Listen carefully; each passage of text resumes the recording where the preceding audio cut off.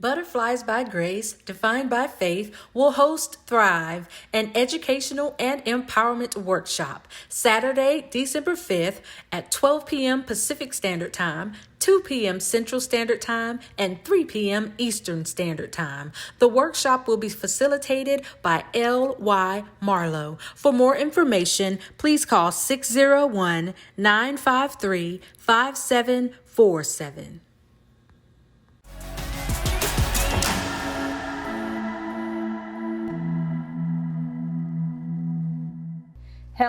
Hello, my beautiful people, and welcome to another episode of Woman to Woman with Joanne, the talk show.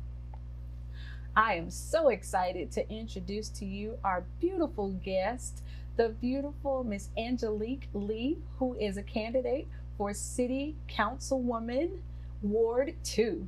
Help me welcome Miss Angelique Lee.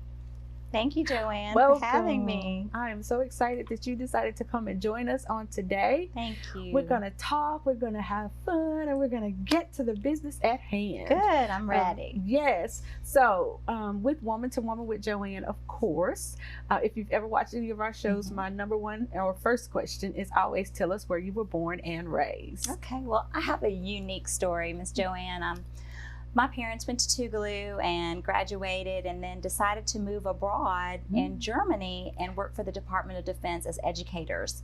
Wow. So for 10 years they lived in Germany, and in those 10 years they had me. So I was born in Zergel, Germany. Zergel? Yes, and Awesome. I traveled all over Europe. And then in 1979 we decided to move back to my dad's hometown of Jackson, Mississippi. Awesome. And we moved right into Ward 2 in Woodhaven. We were actually one of the first families to integrate into Woodhaven. And so I'm a product of Ward 2, went to school in Ward 2 my whole life, and went to college at Tougaloo College, which is part of Ward 2. So it's been ingrained in me my whole life. Awesome.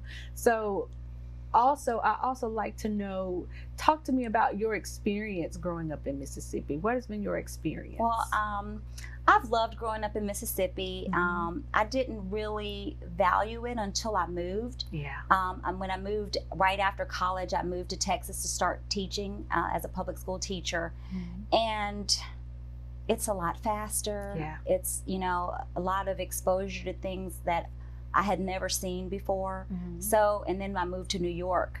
And I valued that experience because I got to see teaching and learning on a different level. Right. But it made me miss home and the things that are instilled in Mississippians, hospitality, kindness, being kind to your neighbor, looking out for your neighbor.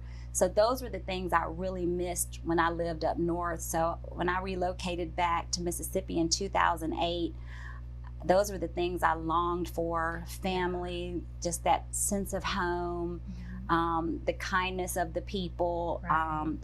We are truly the hospitality state. And when you live here, you take it for granted. But when you move and live somewhere else and you see how valuable that is, and I knew that this is where I wanted to raise my children, around those values and around family that would encircle her with all of those intrinsic values that are homegrown in us. Yes, Mississippi, and I probably say it on every show, but Mississippi is absolutely beautiful, and I love Mississippi. I love the people, and this is my home. Yes. I'll go and travel, but I want to be home. Right. It's just something about Mississippi that brings, and hopefully everyone, they should move away, learn new things, but always come home and then bring what you learned back and make our city better. And so I'm thankful for the opportunity to have lived other places and been in other states and seen more progressive ideas, to be able to bring them back into Mississippi. And I've actually done that over the tenure that I've been back.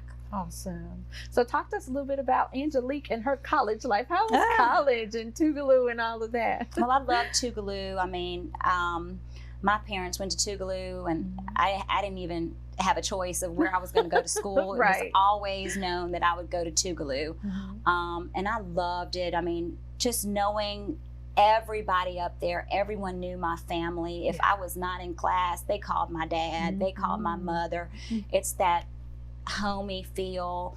A lot of those professors that taught me are still there, and they've seen my growth through the political arena because I was a political science major. So it's still home, and you know, I've got good relationships with the president now and former president Beverly Hogan.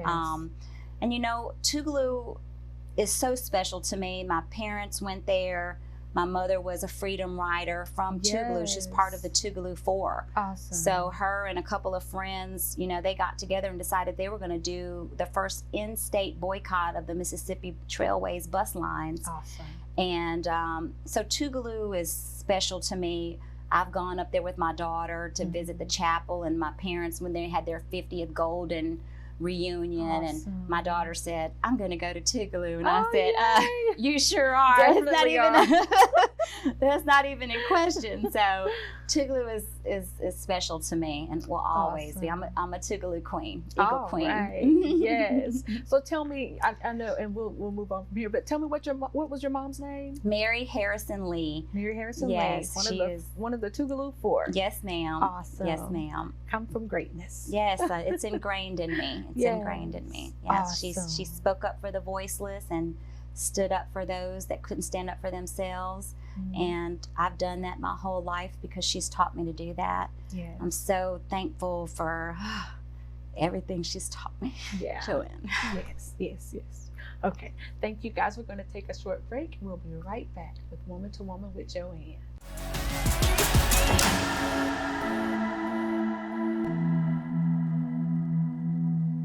Pink Leopard is an online ladies fashion accessories boutique and a lifestyle brand.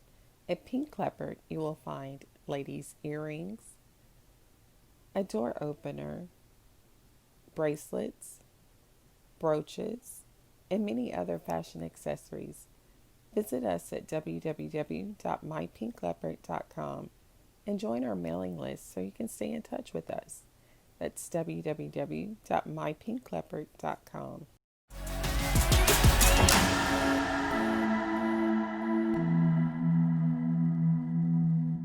Okay, my beautiful people, welcome back. We are, of course, still here with the beautiful Angelique Lee. So, Angelique, tell me a little bit about your family. Well, I'm a proud mother of two daughters. I have a 12-year-old and a 4-year-old. Oh, and awesome. They are my whole reason for even stepping out to do this. They've seen me in acts of service my whole life. Yeah. And it takes a lot of courage to step up and want to run. Right. And I want them to know that they, as beautiful Black women, can step up and do this too. Right. I want them to walk in my shoes just like I'm walking in my mother's shoes. Yes. And I want them to know it's attainable, it's reachable, even if we win, lose, or draw. Yes. This is something that I want them to know as Black women that they can aspire to do and can do, and I will support them wholeheartedly, 10,000%. Yes. So I'm just, setting the example as my mother did, and just letting them know that it's out here for them. Yes. And we're falling behind Kamala. She set the tone, and it's time for women. It's the time of the women. Yes. So tell me, girl, I was going to say, tell me, Kamala. That'd be awesome.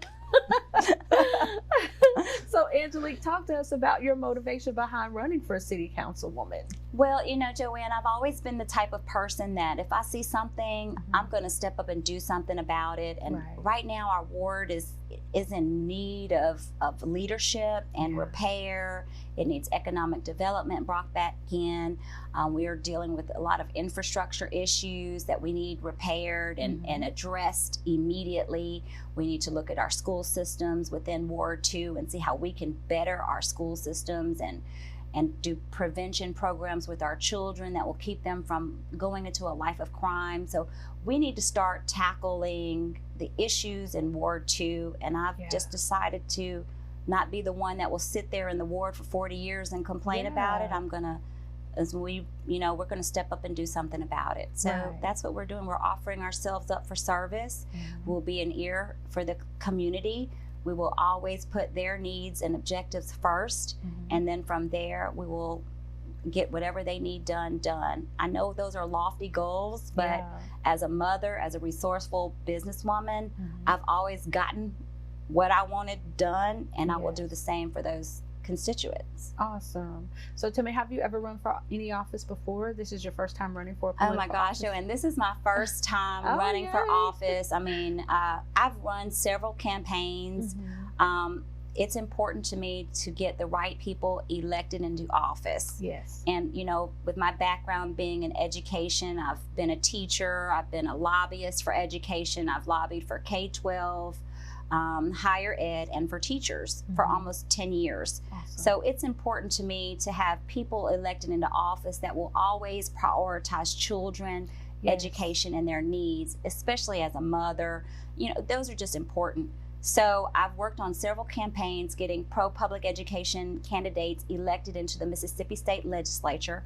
I've also run statewide and central district campaigns. So they've really inspired me, and seeing them reach and fulfill their dreams because, I produce winners. Yeah. Seeing them produce their dreams has inspired me to step up and want to do the same, because I know my heart and passion is in the right place. And so with that and the community behind me, we won't fail. Right. So tell me what sets you apart from any other candidate that's running for the same position that you're running for. What sets you apart? Well, the city council is the legislative body for the local government. And so I have years of experience working with the legislature, but on the state level and municipal level and the nationwide level. Awesome. So I'm familiar with policy. I know how to write policy to get money and resources back into our community. I'm familiar with reading legislation. I've read legislation for numerous legislators, because they're inundated with bills. Yes. They have bills that are hundreds of pages long. So what we would do is come in, read and summarize the bills for them and tell them how to vote as parents, as educators, as teachers, as higher ed constituents. So we've always looked at policy and legislation. And so as a city council member who votes on policy and legislation and passes ordinances, manages, creates the budget, these are things I'm familiar with doing. So it's a natural step in the next direction for me. Awesome. So I was watching, I saw that Jennifer Riley Collins Yes. did an interview with you, and I know you were talking about infrastructure. Please explain to us what infrastructure means. Infrastructure is a lot of different things. One is roads and bridges. Okay. So it could be something as small as a pothole that needs to be repaired, safe roads and bridges for our cars to travel on, our school buses, our ambulances, our fire trucks. But it also encompasses Wi-Fi connectivity, broadband, which is important during this digital virtual learning age. It also is important for telehealth screenings for our seniors and kids who cannot travel to the doctor. So it also includes broadband, but we also look at infrastructure problems such as flooding. So in a lot of our neighborhoods, we have flooding and the need of drainage. We also have water breaks, water pipe breaks that are happening far too often. It also encompasses the water bills that we're, some are, just inundated with these high water bills and don't know what to do. And that's why the relationships with the legislature is so important, because we had a Senate bill that came out, passed out of both houses, the Senate and the House, but the governor vetoed it. So it's important to come back in as an experienced lobbyist and go back in and build those relationships with the chairman of the municipalities on the Senate side and get that bill passed so that we can offer some relief to those taxpayers who are really worried about how to make it the next day, paying their bills, feeding their family with $1,000 water bills. Right. So those are also issues. We also have issues with sewage. that Yes. that affect our infrastructure. And then also, we have ditches that have been, just covered with trees and debris, which causes flooding and erosion in people's own backyards. So they're losing property value.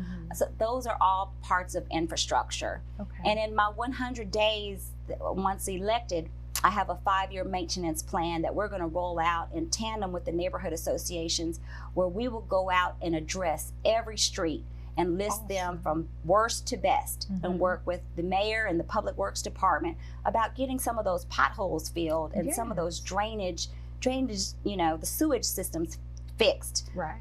Because it's, as Ward 2 constituents, we can't live around sewage and all that. We have to do something about it. Right. And so that's something that, as infrastructure, I will handle my first 100 days. That's awesome. Yeah, I'm really passionate about, the quality of life of our where our children live, our seniors live, and where we as parents live. We deserve to live in quality, safe spaces and neighborhoods.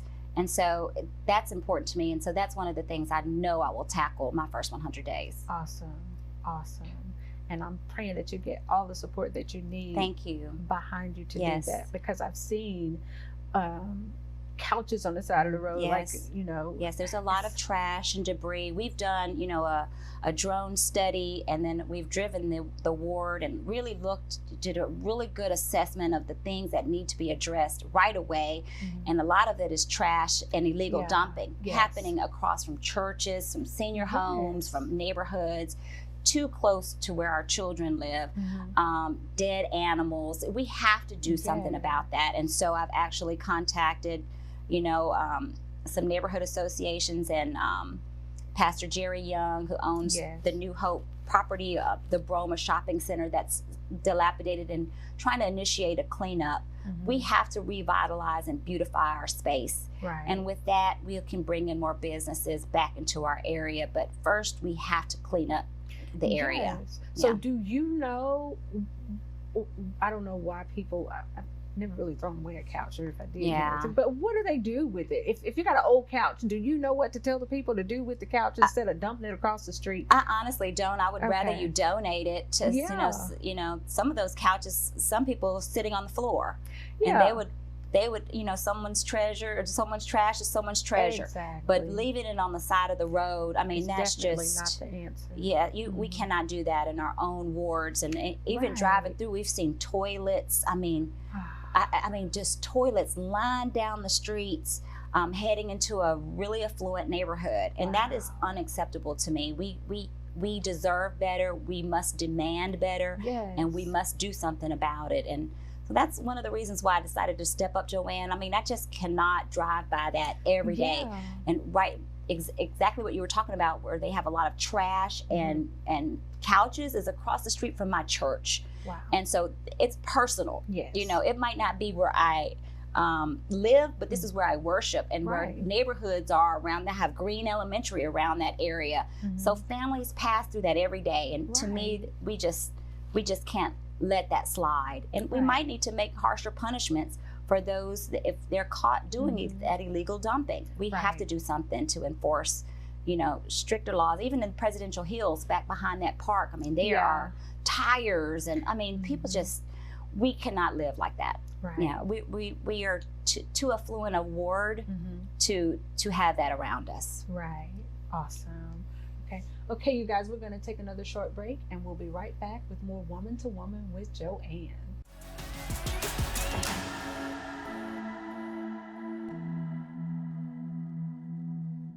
My name is Amika Coleman, and I am the founder and CEO of Strands of Faith. Strands of Faith is a faith-based hair and beauty lifestyle brand, and we focus on providing moisturizing products for dry hair textures. Our products are geared towards naturals who have dry textures and they need to replenish the moisture in their hair, so they offer a great moisture balance.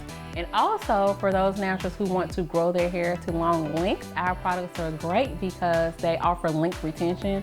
We currently have 9 products. 6 products are featured in our Holy Grail collection. That's our main collection that focuses on moisture. And then we have 3 additional products that were added later: a shampoo bar, a sealing oil, and a moisturizing styling custard. our products are handmade in small batches, and we use quality ingredients. And our goal is to create our products to be as clean as possible, so we don't use harsh ingredients.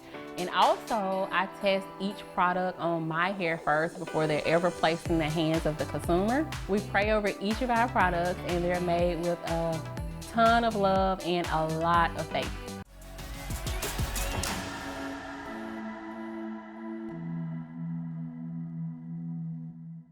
All right, people, we are back, and we're still here, of course, with the lovely Miss Angelique Lee.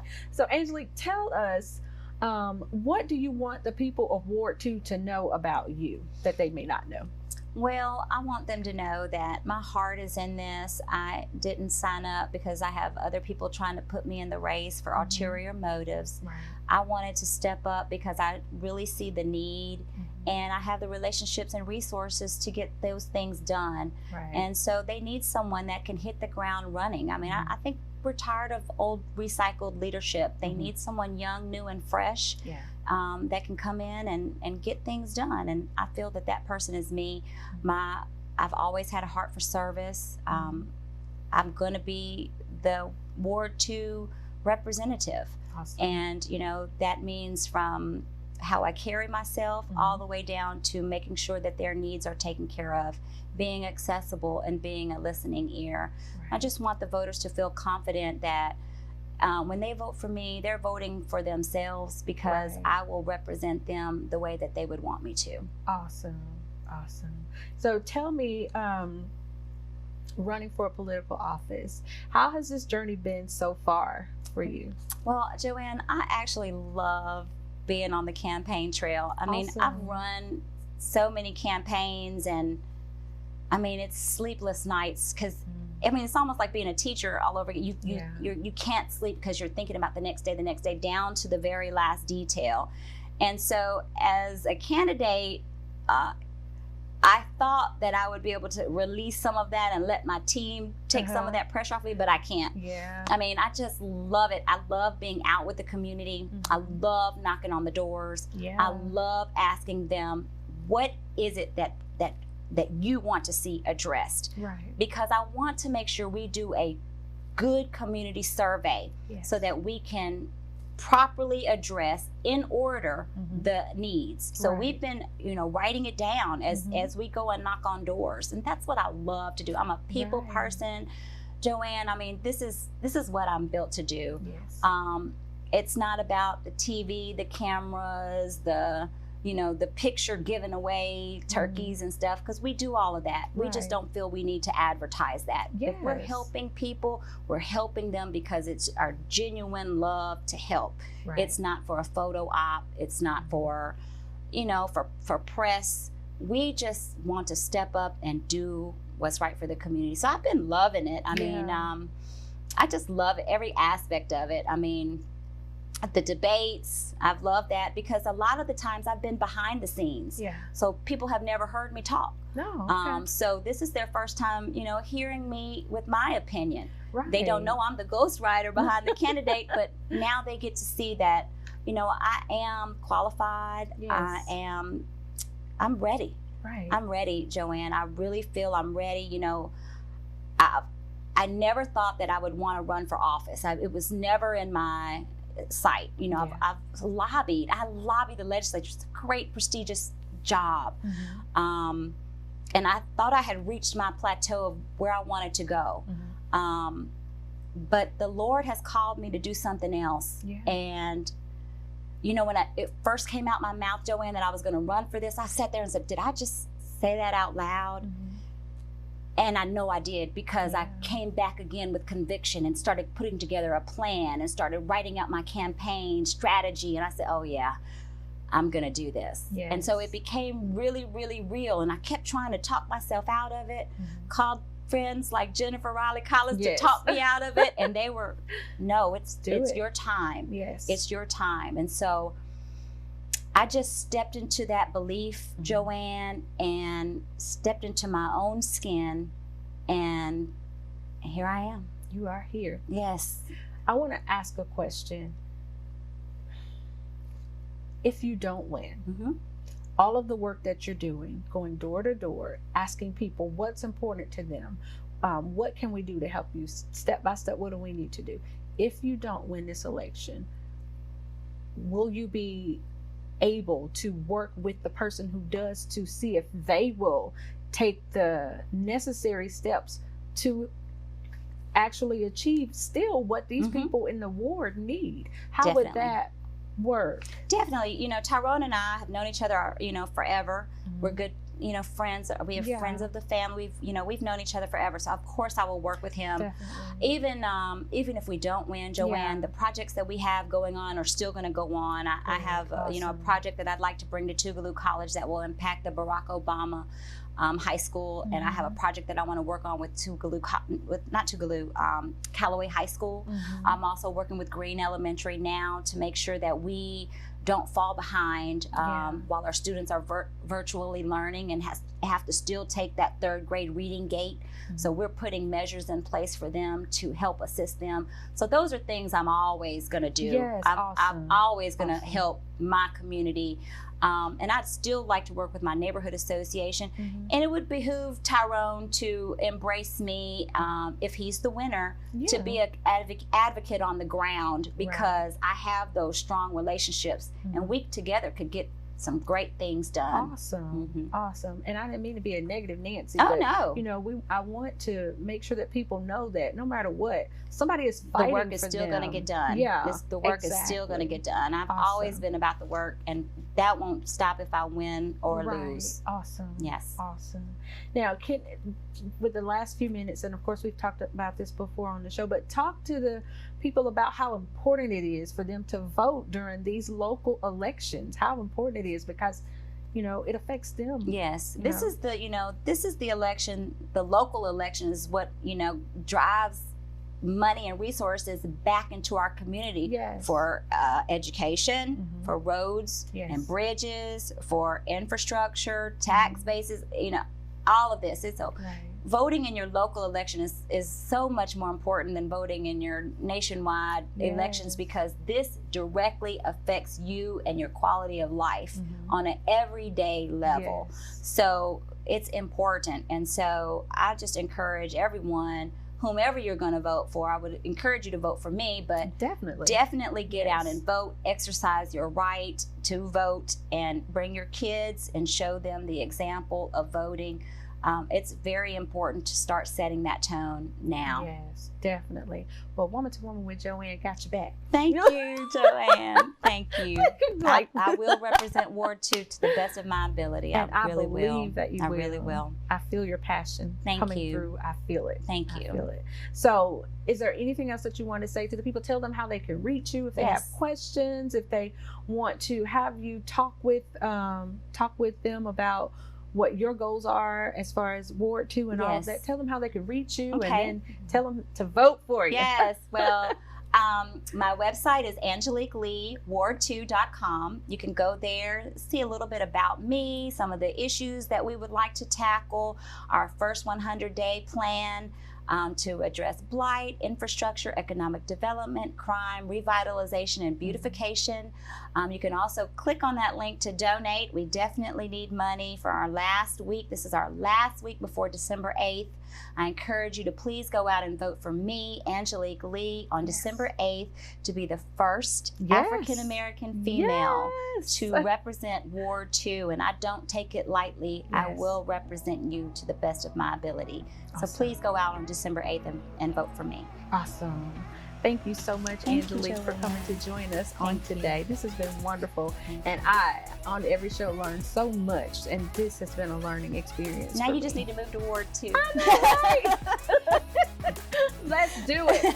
I'm open. Yes. Well, you said you're insurance, so we'll find you a good property. See there? All right. All right, my beautiful people. Thank y'all for joining us for another episode of Woman to Woman with Joanne. We'll look forward to seeing you again next time. Love you. Bye-bye.